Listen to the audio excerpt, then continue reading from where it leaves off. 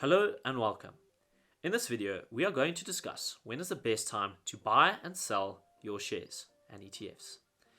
We are going to be looking at some of the wise words shared by some of my favorite long-term investors, namely Warren Buffett. But when you need advice and feedback about an idea or decision, I'd like to know, who do you go to?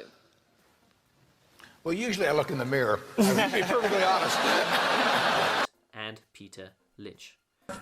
I made 10 or 15 times my money in Dunkin' Donuts. Those are the kind of stocks I can understand. If you don't understand it, it doesn't work. This is the single biggest principle.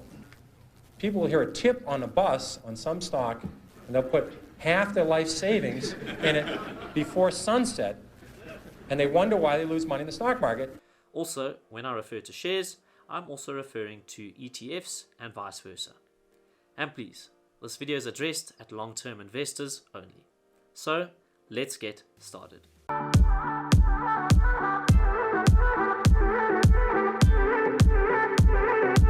So, you have just set up your EasyEquities account and you now want to buy some shares.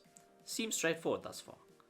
But you chat to a friend, you watch the news, you listen to the radio, and people are saying the market is going to crash, or people are saying buy now or you'll miss the boat.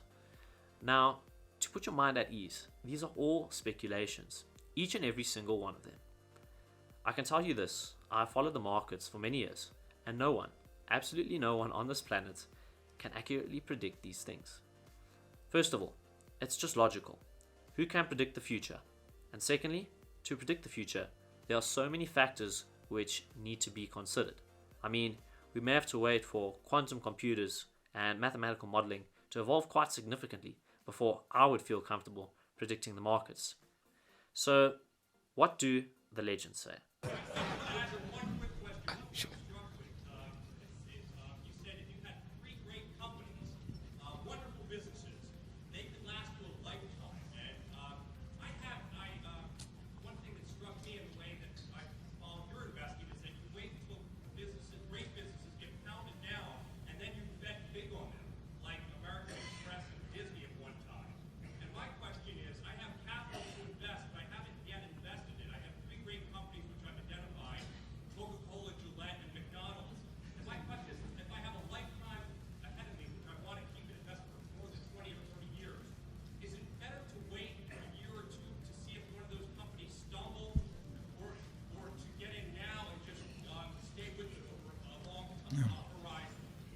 Yeah. Well, I won't comment on the three companies that you've named, but in general terms, unless you find the prices of a great company really offensive, if you feel you've identified it, and by definition, a great company is one that's going to remain great for 30 years. If it's going to be a great company for 3 years, it ain't a great company. I mean, so you really want to go along with the idea of something that if you were going to take a trip for 20 years, you wouldn't feel bad leaving the money in with no orders with your broker and no power of attorney or anything, and you just go on the trip and you come back and it's going to be a terribly strong company.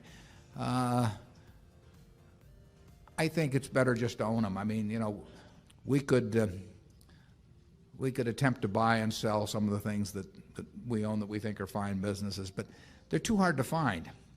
I mean, we found See's Candy in 1972, where we find here and there we get the opportunity to do something, but they're too hard to find. So to sit there and hope that you buy them in the throes of some panic, that you sort of take the attitude of a mortician, waiting for a flu epidemic or something. I mean, I'm not sure that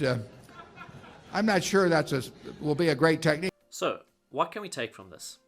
If you have done your due diligence and research, then you should invest now. This is what I do, and fortunately, it correlates with what Warren Buffett just said. Now, what about selling your shares? Now, this one is really simple. Quite simply, you sell when the reason for you initially investing in the company changes. Example, the company loses its competitive advantage. The same goes for your ETFs. Remember, ETFs are a collection of companies' shares. So I will closely look at the large constituents of the ETF and look at their businesses and whether they have changed. If you decide the top holdings have lost their competitive advantage, then it is a good time to sell. This is what the legends have to say. My question is, you have said that your favorite time to own a stock is forever, yet you sold McDonald's and Disney after not owning them for long.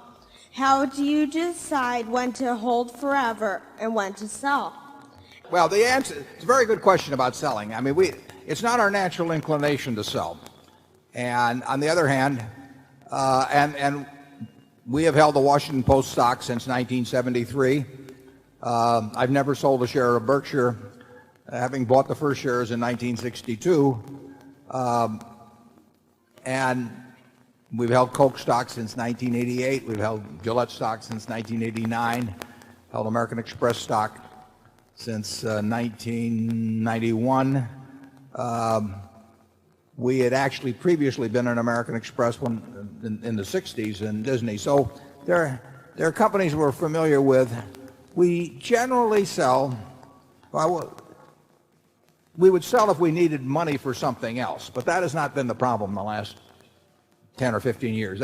40 years ago, my sales were all because I found something that I liked even better. I hated to sell what I sold, but I also didn't want to borrow money. So I would reluctantly sell something that I thought was terribly cheap to buy something that was even cheaper.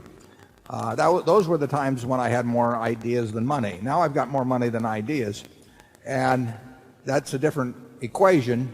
So now we sell really when we think that when we're reevaluating the economic characteristics of the business. In other words, if you take don't want to name names, but take a stock we've sold of some sort. We probably had one view of the long-term competitive advantage of the company at the time we bought it, and we may have modified that. That doesn't mean we think that the company is going into some disastrous period or anything remotely like that. We think McDonald's has a fine future. We think Disney has a fine future, and there are others. But we probably don't think that their competitive advantage is as strong as we might have thought, as we thought it was when we initially made the decision. That may mean that we were wrong when we made the decision originally. It may mean that we're wrong now, and that their strengths are every bit as what they were before. But for one reason or another, we think that the strengths may have been eroded to some degree. A classic case on that would be the newspaper industry generally, for example. I mean, in 1970, if Charlie and I were looking at the newspaper business, we felt it was about as impregnable a franchise as could be found. We still think it's quite a business, but we do not think the franchise in 2002 is the same as it was in 1970. We do not think the franchise of a network television station in 2002 is the same as it was in 1965. And those beliefs change quite gradually, and who knows whether they're precise, whether they're right even, but that is the reason in general that we sell now. If we got into some terribly cheap market, we might sell some things that we thought were cheap to buy something even cheaper after we'd bought lots and lots of equities, but that's not the occasion right now. Charlie? Very good example there of the newspaper industry and how technology and electronics was able to influence it. Next, let's head over to Peter Lynch. When should you sell? Well, you ought to find out why you bought a stock. If you're saying it's a cyclical company and they're doing poorly and they're doing awful, you wait till things are getting better and they're doing terrific, and then you sell it. But with a growth company, you have to say, Walmart's case, 10 years after they went public, you could have bought the stock and made 500 times your money. You say, still are only in 15% of the United States. And they could say, why can't they go to 17? Why can't they go to 19? Why can't they go to 23? So for the next 4 decades, they went around the country. So you have to say to yourself, in this stock, I have a 10-year story, a 20-year story. You ought to be able to write that down and follow that. That's what I do with the company. And that's your decision. That's how you sell it. So we can see there that what Peter Lynch was saying is that you have to go ahead and decide how long does the company's story last and when does the company's story change. If the company's story does start to change, i.e. it loses its competitive advantage, then it is a good time to go ahead and sell. So I hope you all enjoyed this video, and I look forward to engaging with you in the comment section down below. And quite simply, I will see you all in the next one. Cheers, everyone. Bye.